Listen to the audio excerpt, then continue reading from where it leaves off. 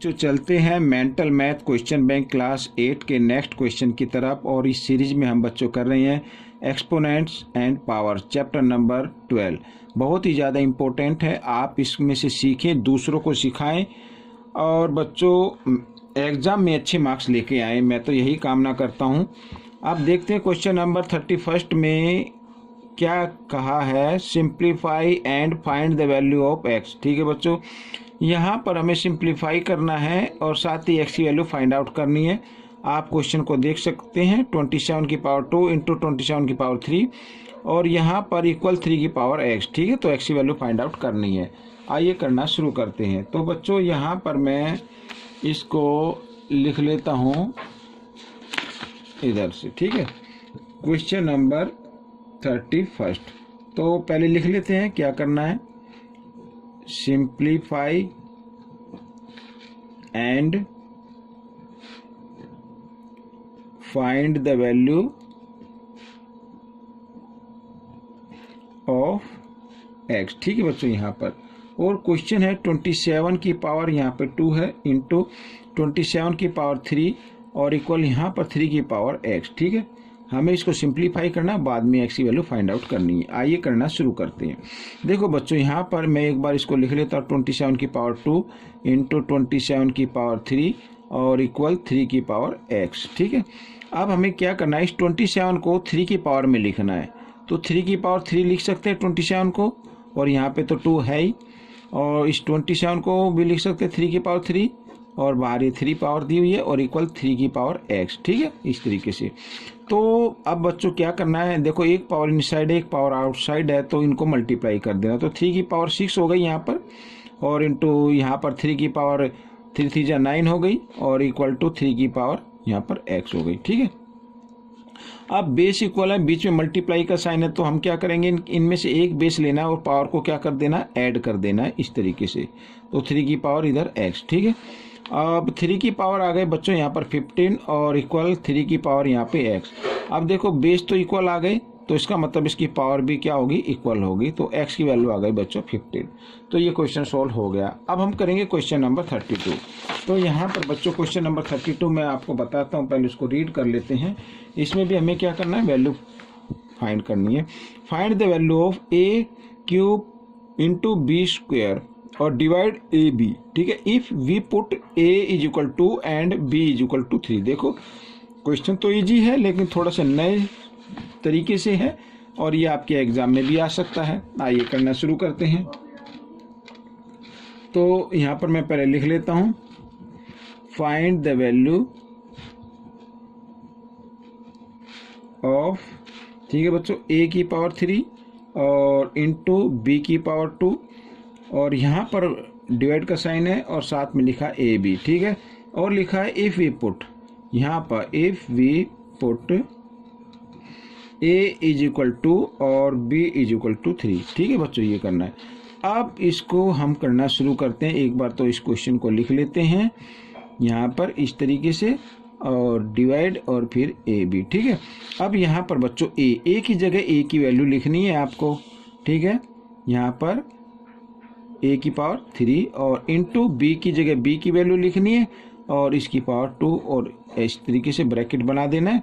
और यहाँ पर ए भी है, ये मल्टीप्लाई की फॉर्म है, तो 2 इंटू 3 इस तरीके से। ठीक है, अब 2 को 3 टाइम्स मल्टीप्लाई करेंगे तो 8 आता है बच्चों, इंटू 3 को 2 टाइम्स करेंगे तो क्या आता है, यहाँ पर 9 आता है। ठीक है, और इन डिवाइड इस तरीके से और 3 2 जा 6। अब 9 8 जा होता है बच्चों 72 और यहाँ पर डिवाइड 6। अब इसको 6 से क्या कर देना है, डिवाइड कर देना है 72 को। तो यहाँ पर तो आएगा 6 1 जा 6 6 2 जा 12। तो ये आएगा। अगर कुछ बच्चे सोचते कि ये कैसे आया, तो आप 72 को इस तरीके 6 से भी डिवाइड कर सकते, तो भी आपका आंसर आ जाएगा। ये आपका आंसर निकल गया। ठीक है, अब हम करेंगे क्वेश्चन नंबर 33। तो क्वेश्चन नंबर 33 करेंगे तो यहाँ पर भी देखिए, क्वेश्चन नंबर को एक बार देख लेते हैं 33 को। और 33 में क्या लेगा, सिंप्लीफाई करना है √5 की पावर 5 और डिवाइड √5 की पावर 3। ठीक है, इसको सिंप्लीफाई करना है। आइए करना शुरू करते हैं। यहाँ पर देखो बच्चों लिख लेते हैं एक बार सिंप्लीफाई, रूट 5 की पावर है बच्चों, यहाँ पर मैं ब्रैकेट में 5 और डिवाइड का साइन है, और फिर रूट की 5 की पावर दी हुई है 3। ठीक है, आइए करना शुरू करते हैं। देखो बच्चों, यहाँ पर एक बार मैं इसको लिख लेता हूँ, इस तरीके से ये मैंने लिख लिया है। अब हम करेंगे इसको सॉल्व। अब देखो बच्चों, यहाँ पर दोनों के बेस इक्वल है। ठीक है, जब बेस इक्वल है तो इनमें से एक बेस लेना है। ठीक है, अब करना क्या होगा, बीच में डिवाइड का साइन है तो पावर को माइनस कर देना है। तो 5 माइनस 3 तो इक्वल आ गया रूट 5 की पावर आ गई बच्चों यहाँ पर 2। ठीक है, और ये आपको मालूम है किसी भी रूट को कि ठीक है, कोई भी नंबर रूट के अंदर लिखा हुआ है उसको अगर 2 टाइम्स मल्टीप्लाई करना हो तो रूट का साइन हटा के उसी नंबर को लिख देते, ये आंसर आ जाता है। अब कुछ बच्चे कहेंगे सर ये कैसे आता है, ये मैं बताता हूँ। देखो, रूट 5 को हमें 2 टाइम्स मल्टीप्लाई करना था, पावर 2 है ना, तो उसको 2 टाइम्स मल्टीप्लाई करना है। तो 5 जा क्या होता है, 25 होता है, रूट 25। लेकिन 25 का परफेक्ट स्क्वायर रूट निकलता है 5, इसलिए हमने 5 लिख दिया। ठीक है, ये क्वेश्चन सॉल्व हो गया है। अब हम करेंगे बच्चों यहाँ पर क्वेश्चन नंबर 34।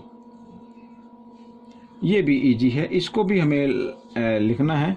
देखो, राइट 9.432 इंटू 10 की power -4 in the general form. ठीक है, इस जनरल फॉर्म में हमें इसको लिखना है। अब देखो, बिल्कुल इजी क्वेश्चन, हमारे पास हमें गिवन है 9.432। ठीक है, इंटू, अब यहाँ पर 10 की पावर -4 दी हुई है, तो हमें सबसे पहले क्या करना है, देखो 9.432, ठीक है, डिवाइड का साइन लगाए, और इस संख्या का हमें इसकी पावर प्लस में चेंज करनी है।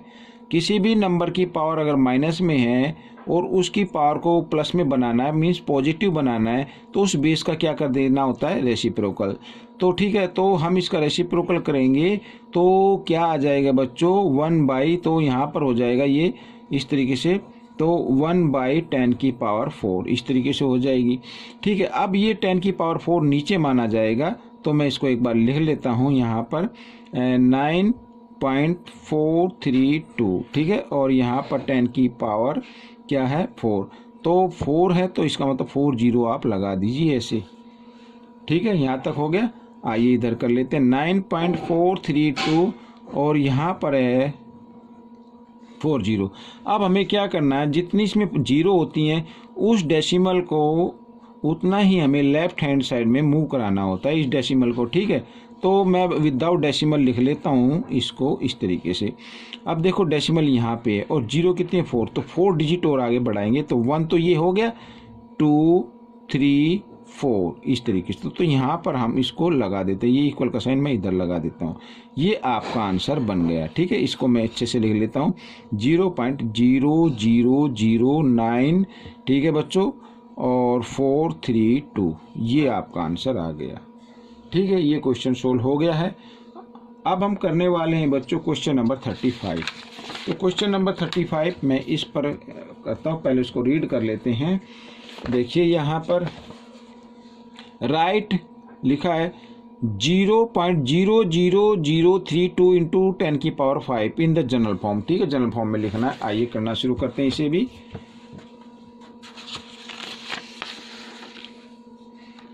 क्वेश्चन नंबर 35, ठीक है, एक बार लिख लेते हैं। राइट 0.00032 इंटू 10 की पावर 5 और इसको लिखना है general form, in the general form.